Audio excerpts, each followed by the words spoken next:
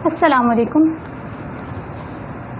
आज हम 17th chapter का एक जो आर्टिकल हम लोग कल कर रहे थे पहले, आज हम उसके सेकंड पार्ट को जो है वो लेकर डिस्कस करेंगे। एनर्जी बैंड थ्योरी, इसका पार्ट 1 जो है हम लोगों ने बड़ी डिटेल में और बड़ी ही डेफिनेशंस के साथ जो है वो पिछले आर्टिकल में किया था। होपफुली आप लोगों ने बहुत अच्छे से याद कर लिया होगा, क्योंकि आज हम लोगों ने उन्हीं डेफिनेशंस को जो है ना, उन्हीं बैंड्स को, उन्हीं चीज़ों को डिस्कस करना है और उनकी बेस पर हम लोगों ने सॉलिड्स जो हैं यानी कि कंडक्टर्स, इंसुलेटर्स और सेमी कंडक्टर्स, इनको हम लोगों ने जो है डिस्टिंग्विश करना है on the basis of those bands. तो आज हम इसका पार्ट 2 जो है वो डिस्कस कर लेते हैं एनर्जी बैंड थ्योरी का। सबसे पहले हमें ये देखना है कि एनर्जी बैंड्स की टाइप्स कितनी हैं।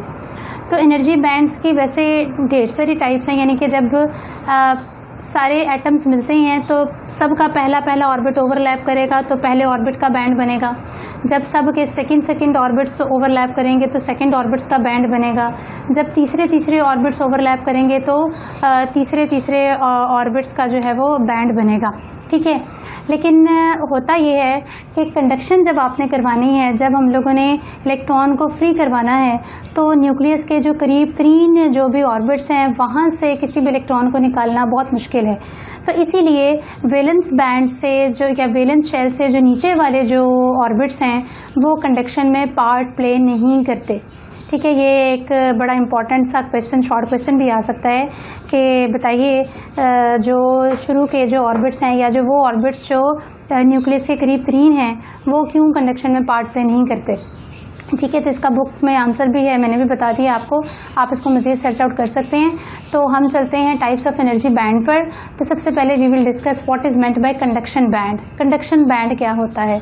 ठीक है, a band either vacant or partially filled, यानी कि ये वो बैंड है जो या तो बिल्कुल खाली होगा, वेकेंट होगा, या ये पार्शली फिल्ड होगा, या ये आधा फिल हो सकता है। किससे? फ्री इलेक्ट्रॉन से। अब फ्री इलेक्ट्रॉन्स क्या होते हैं? देखें, एटम का जो आउटर मोस्ट शेल होता है ना, हम उसे कहते हैं वैलेंस शेल। वैलेंस शेल के अंदर जो इलेक्ट्रॉन्स, जो बाउंड इलेक्ट्रॉन्स होते हैं, हम उनको बाउंड इलेक्ट्रॉन्स भी कहते हैं और हम उनको वैलेंस इलेक्ट्रॉन्स भी कहते हैं। अगर हम किसी तरीके से हम उस वैलेंस इलेक्ट्रॉन को, उस बाउंड इलेक्ट्रॉन को वैलेंस शेल में एनर्जी प्रोवाइड कर दें तो वो एनर्जी लेकर इलेक्ट्रॉन एक्साइटेड हो जाएगा और एक्साइटेड होकर वो एटम से बाहर निकल जाएगा। जब वो एटम से बाहर निकलेगा तो बेसिकली वो that is free to move, वो आज़ाद है मूव करने के लिए। इसीलिए हम उसको कंसिडर करते हैं कि वो फ्री इलेक्ट्रॉन कंडक्शन बैंड में चला गया है, वो कंडक्शन बेसिकली कर रहा है, इसीलिए that is called conduction band. तो जितने भी इलेक्ट्रॉन्स एटम से बाहर होंगे वो बेसिकली हम कंसिडर करेंगे that are inside the conduction band. तो ये कंडक्शन बैंड एक ऐसा बैंड होता है दैट इज़ ईदर वेकेंट, या तो ये खाली होगा या ये फ्री इलेक्ट्रॉन से पार्शली फिल्ड होगा, आधा फिल्ड होगा। Next is valence band. Valence band मैंने आपको जैसा कि बता दिया, तमाम एटम्स के वैलेंस शेल्स जब आपस में ओवरलैप करेंगे तो तमाम शेल्स का जो मजमुआ है, a set of valence shells is called valence band. तो ये जो वैलेंस बैंड है, अ बैंड कम्प्लीटली फिल्ड, या तो ये कम्प्लीटली फिल्ड होगा और partially filled with valence electrons, या ये पार्शली फिल्ड होगा विद वैलेंस इलेक्ट्रॉन्स। ठीक है, next is forbidden band. Forbidden band कैसे बनेगा?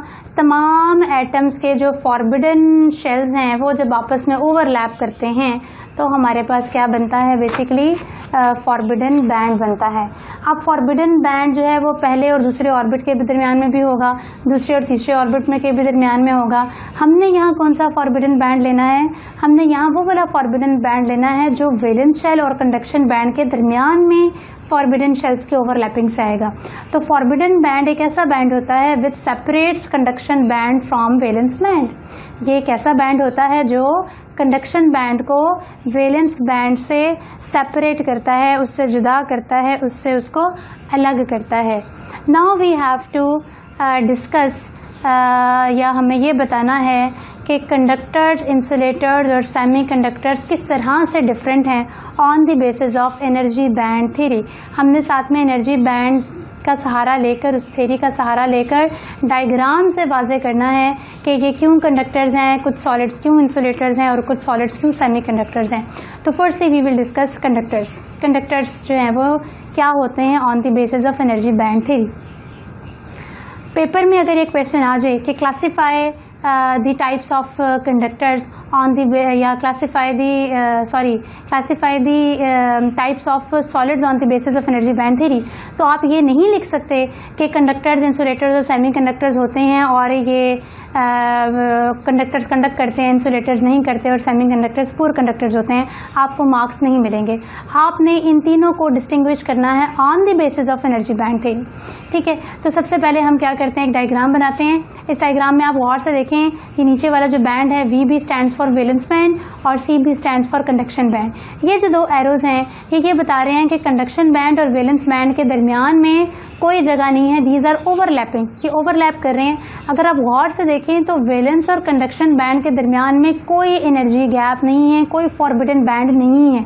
तो ये कंडक्टर्स की क्लासिफिकेशन है एनर्जी बैंड थ्योरी के हिसाब से। तो कंडक्टर्स का वैलेंस एंड कंडक्शन बैंड जो है वो ओवरलैप कर जाता है। No physical distinction between the two bands, हमें इन दोनों की बाउंड्रीज नहीं मिलती, हमें नहीं पता चलता कि वैलेंस बैंड कहाँ से शुरू होकर कहाँ खत्म हो रहा है और कंडक्शन बैंड कहाँ से शुरू होकर कहाँ खत्म हो रहा है। वी कैन नॉट डिस्टिंग्विश, इनके दरमियान में कोई डिस्टिंक्शन नहीं है, ये ओवरलैप कर रहे हैं, हमें लगता है कि ये सारा का सारा बैंड एक ही है।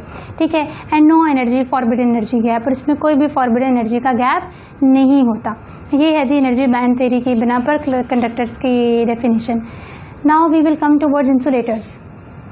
इंसुलेटर जैसा कि कंडक्शन नहीं करते हमें पता है, तो इसमें जो है ये सबसे पहला पॉइंट आप गौर से देखें, नीचे है वैलेंस बैंड, ऊपर है कंडक्शन बैंड, दरमियान में एक लार्ज फॉरबिडन एनर्जी का गैप है, बहुत ज़्यादा सारी स्पेस है। तो इसका कंडक्शन बैंड खाली है, एम्प्टी होता है। खाली होने का मतलब ये है कि वैलेंस शेल से कोई भी इलेक्ट्रॉन कंडक्शन बैंड में नहीं गया, इसलिए कोई भी इलेक्ट्रॉन फ्री नहीं है टू मूव, इसलिए इंसुलेटर जो है वो कंडक्शन नहीं करते, उनमें से बिजली नहीं गुजर सकती। Second point is completely field valence band. इनका जो वैलेंस बैंड होता है वो कम्प्लीटली फिल्ड होता है, क्योंकि कोई भी इलेक्ट्रॉन वहाँ से निकलता नहीं है, ना ही किसी इलेक्ट्रॉन की वहाँ पर डिफिशिएंसी होती है। And the third point is large forbidden gap. इन दोनों बैंड्स के दरमियान में ढेर सारा एनर्जी का गैप होता है, जिसकी वजह से वैलेंस बैंड के इलेक्ट्रॉन्स उस गैप को, एनर्जी के गैप को फैलांग नहीं सकते, उसको जंप कर कर कंडक्शन बैंड में नहीं जा सकते। Due to this reason insulators do not conduct electricity या they do not play a part in conduction. Next is semiconductors. Semiconductors के केस में आप डायग्राम को देखें, वैलेंस बैंड है, कंडक्शन बैंड है, दरमियान में इनके फॉरबिडन एनर्जी बैंड है या फॉरबिडन एनर्जी गैप है।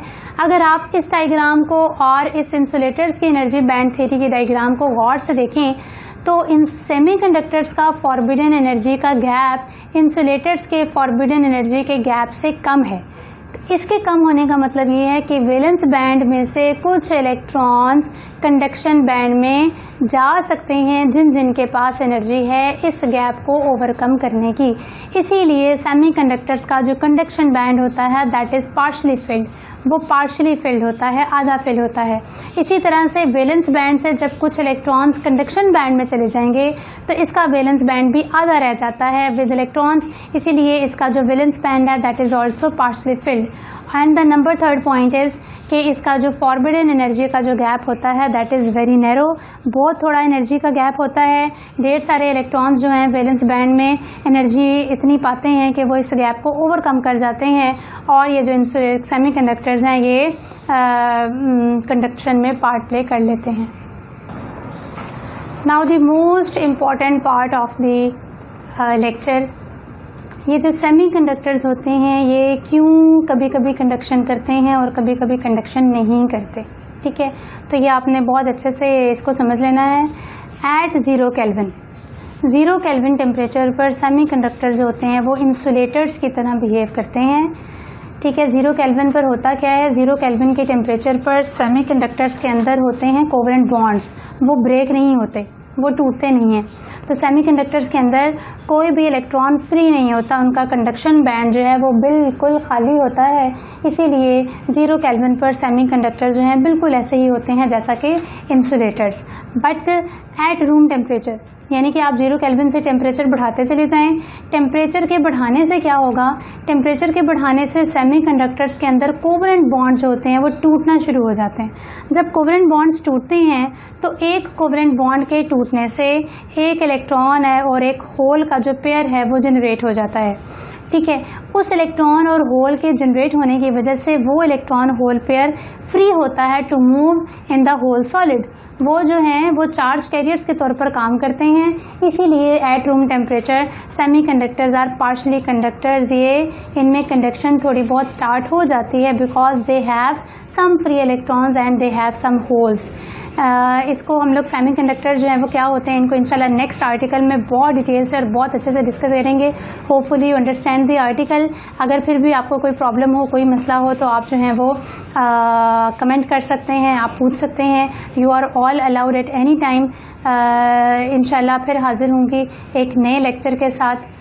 अल्लाह हाफ़िज़।